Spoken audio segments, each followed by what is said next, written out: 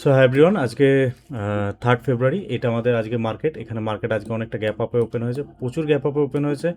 তারপরে এখানে market side wise হয়েছে। আমরা যে লেভেলসগুলো টেনেছিলাম, অ্যাকচুয়ালি তোমরা যদি আমার এই ভিডিওটা দেখো, এই ভিডিওর কি আছে, 2nd ফেব্রুয়ারি ট্রেড রিপোর্ট ভিডিও এবং লেভেলস ফর 3rd ফেব্রুয়ারি। তো আজকের জন্য আমি লেভেলস ড্র করে দিয়েছিলাম।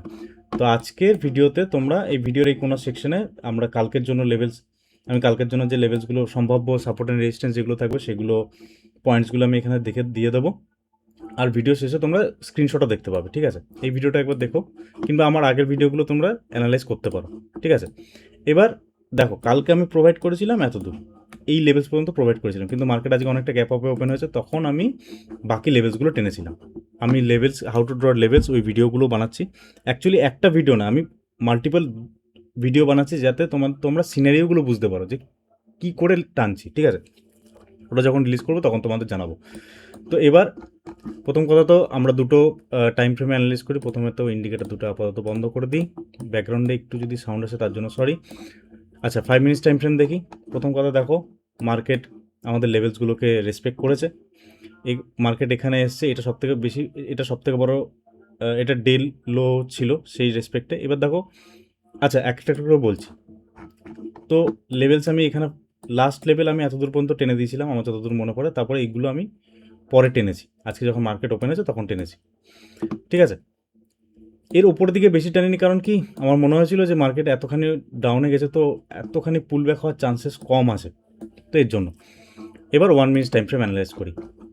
দেখো সিম্পল, আমরা কোনো সময় লেভেলসের মাঝখানে ট্রেড নেবো না, দুটো লেভেলসের মাঝখানে ট্রেড নেবো না। একমাত্র সাপোর্ট অ্যান্ড রেজিস্ট্যান্স, মানে লেভেলগুলোর থেকে যে ট্রেড জেনারেট হচ্ছে সেই ট্রেডই আমি নেবো। এখানে যদি তুমি ইন্ডিকেটারটা দেখো, দেখো এখানে সুন্দর, এখানে একটা এম প্যাটার্ন, কিংবা এখানে একটা ছোট্ট কাপ অ্যান্ড হ্যান্ডেল টাইপের, কিংবা দেখো এরকম এরকম করে তুমি দেখতে পারো ওভারঅল এরকম, কিংবা এরকম, কিংবা এরকম, ঠিক আছে?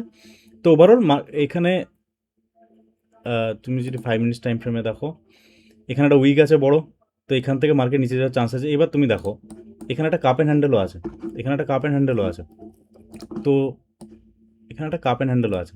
তো আমি তোমাদের একটা জিনিস বলি, যে তোমরা এতদিন যে আমার ভিডিওগুলো দেখছো, দেখবে বেশিরভাগ সময় আমি পুট সাইডে বেশি কল নিই, কারণ কি, আমার সাইকোলজির সাথে আমি পুটকে বেশি প্রেফার করি।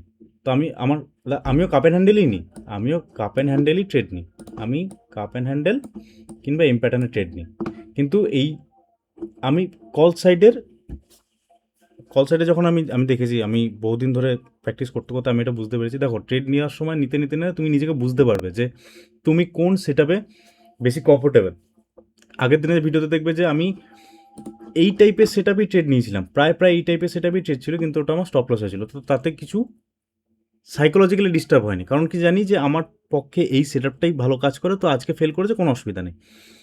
তো এর জন্যে আমি কল সাইডের সাইকোলজি আমার একটু ডিস্টার্ব থাকে কল সাইডে যখন আমি ট্রেড নিই। এরকম আমি অনেককে দেখেছি যে বেশিরভাগ সময় কল সাইড দেখতে পারি। এর জন্য দেখবে আমার অনেক অনেক ভিডিওতে আমি বলি যে তোমরা যখন নতুন নতুন, আমি এখানে সবাই অ্যাজ এ যারা নতুন শিখছো তাদের হিসেবে বলছি, এরকম ফাঁকা চার্ট না, এরকম চার্ট দেখবে যে তুমি কোন জিনিসটাকে ভালো বুঝতে পারছো, কোন জিনিসটাকে তুমি ভালো বুঝতে পারছো, যে এইরকম কাপ অ্যান্ড হ্যান্ডেল বুঝতে পারছো, না এরকম এম এম প্যাটার্ন বুঝতে পারছো, যে এই যে এম প্যাটার্ন বুঝতে পারছো ভালো, না এরকম কাপ অ্যান্ড হ্যান্ডেল বুঝতে পারছো। মানে তোমার সাইকোলজি কিংবা তোমার আইসাইট কোন প্যাটার্নটাকে ধরতে বেশি কমফোর্টেবল হচ্ছে, ঠিক আছে? কোন প্যাটার্নটা, এখানে যেমন একটা ডাব্লু টাইপের আছে, কিংবা এখানে একটা কাপ অ্যান্ড হ্যান্ডেল টাইপের আছে, এরকম অনেক আছে, এরকম অনেক আছে। এ দেখো, এখানে একটা ডাব্লু টাইপের আছে, কোথায় গেল, এরকম অনেক দিতে পারে। দেখো, এখানে একটা কাপ অ্যান্ড হ্যান্ডেল টাইপের ছোট্ট পাড়া আছে। তো আমার সাইকোলজি, এখানে একটা দেখো, এখানে একটা আছে, এই যে এরকম, ঠিক আছে? তো আমি পুট সাইডে বেশি কমফোর্টেবল, তো আমি পুট সাইডে বেশি ট্রেড নিই। আগের দিনে আমাদের দুটো স্টপ লস হয়েছিল, এই ভিডিওটা দেখবে, এই ভিডিওটা দেখবে যে দুটো স্টপ লস হয়েছিল। এ দেখো, এই যে এখানেই তুমি বুঝতে পারছো না, এই সেটআপটা অনেকখানি এরকম না, এই যে এরকম 1 মিনিট টাইম ফ্রেমে দেখো, আমরা ট্রেড নিই কোন টাইম ফ্রেমে, 1 মিনিট টাইম ফ্রেমে, 1 মিনিট টাইম ফ্রেমে আমরা ট্রেড নিই। দেখো এরকম প্রায় প্রায় প্রায় প্রায় এই যেরকম, তারপর এরকম এর নিচে ক্লোজিং দিয়েছিলাম, এন্ট্রি করেছিলাম, তো এখান থেকে স্টপ লস হয়ে গেছে, সেটা আলাদা ব্যাপার। কিন্তু এই সেট আমার কাছে কমফোর্টেবল, তাই আমি এই সেট ট্রেড নিই। তো এটা আমার ট্রেড অ্যানালিসিস ভিডিও। তোমরা এখানে দেখতে পাবে যে এখানে এবং ভিডিওর লাস্টে তোমরা দেখতে পাবে যে কালকের জন্য মানে 4 ফেব্রুয়ারির জন্য কী কী সম্ভাব্য লেভেলস আছে সেগুলো। এবার আরেকটা জিনিস দেখি, দেখো এখানেও একটা কাপ অ্যান্ড হ্যান্ডেল টাইপের হয়েছিল, এখানেও একটা কাপ অ্যান্ড হ্যান্ডেল টাইপের হয়েছিল, ঠিক আছে। কিন্তু তুমি যদি 5 মিনিটস টাইম ফ্রেমে যাও দেখবে যে এই যে রিসেন্ট যে উইক, আমি সবসময় দেখবে আমার ভিডিওতে বলি যে উইক খুব ইম্পর্টেন্ট, উইক রিসেন্ট যে উইকগুলো আছে না সেগুলো খুব ইম্পর্টেন্ট। দেখো এই উইকটাকে ঠিকমতো কেউ ব্রেকই করতে পারেনি, ঠিকমতো কেউ ব্রেকই করতে পারেনি। তো এখানে প্লাস এই যে সেট আপটা না এটা অনেকখানি নিচে আছে, মানে লেভেলসের মাছ বরাবর আছে এরকম। আর এটা স্টপ লসও অনেক বড় আছে, দেখবে আমি এখানে মেজার করছিলাম, স্টপ লস অনেক বড় আছে। কত আছে আমি দেখিনি, 57 পয়েন্ট, আমি উল্টো মাপছি তবু 57 পয়েন্ট, ঠিক আছে। এখানে স্টপ লস দেখো কত ছোট। আমি বেশিরভাগ সময় চেষ্টা করি যে 20 থেকে 25, 25 মানেও তো অনেক, আমি চেষ্টা করি, অনেক সময় আমাদের স্টপ লস 13 পয়েন্ট হয়, 10 পয়েন্ট হয়, ঠিক আছে, ডিপেন্ড করে। তো এটা আমাদের সেট আপ। এই ইন্ডিকেটারটা পরে একদিন আমি তোমাদের বলবো। আমি আস্তে আস্তে ভিডিওগুলো বানাচ্ছি, অ্যাকচুয়ালি আমি কী বলতো ডিফারেন্ট ডিফারেন্ট সিনারিও দিয়ে ভিডিও বানাচ্ছি। মানে আমি যদি কোনোদিন টিউটোরিয়াল বানাইও, লিস্ট অফ টিউটোরিয়ালস, তাহলে আমি ওখানে প্রতিদিনকার জিনিস বলবো, ঠিক আছে। এরকম না যে 1+1 2, কারণ কি 1+1 2 হতে পারে, 1+1 11 হতে পারে। তো চেষ্টা করছি যে সিনারিও বোঝানো। তো এখানে আমরা বুঝতে পারলাম যে ইমিডিয়েট যে 5 মিনিটস ক্যান্ডেলের যে ইমিডিয়েট উইকগুলো আছে সেগুলো কিন্তু খুব ম্যাটার করে। আমি বারবার বলি যে উইক খুব ইম্পর্টেন্ট, উইক খুব ইম্পর্টেন্ট।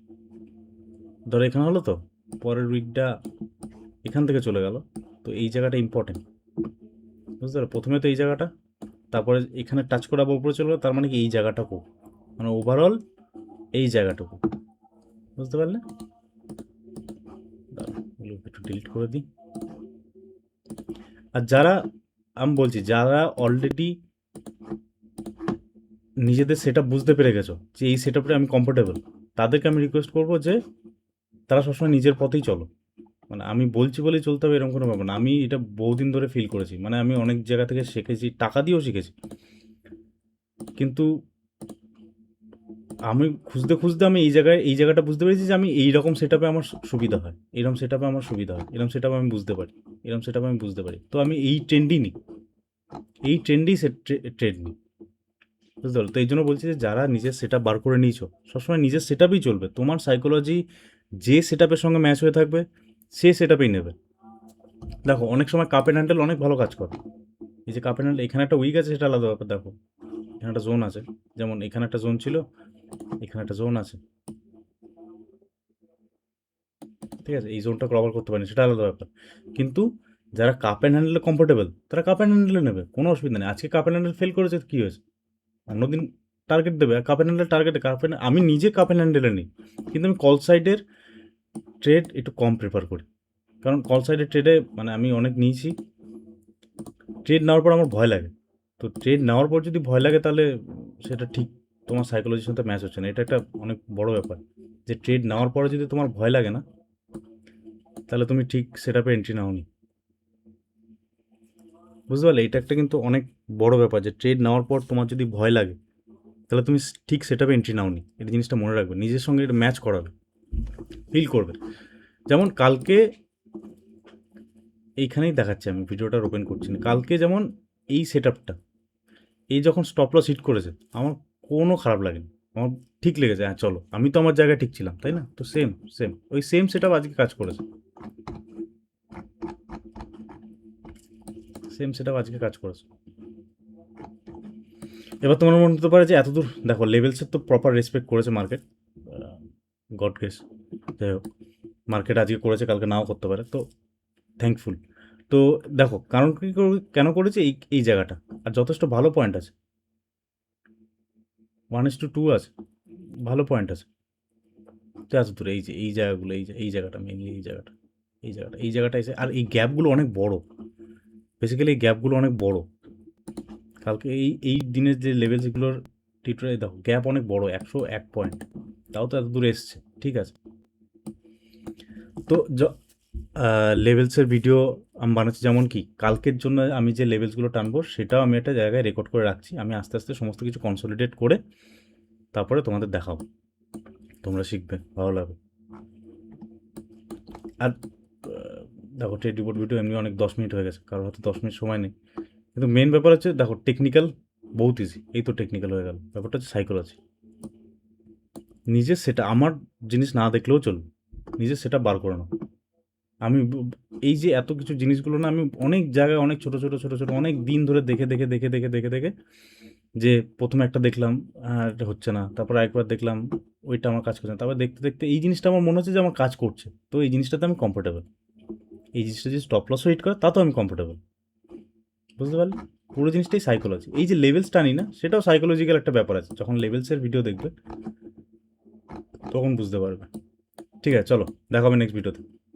আর 3 তারিখের জন্য লেভেলস তোমাদের আমি প্রোভাইড করে দেবো। ঠিক আছে, চলো।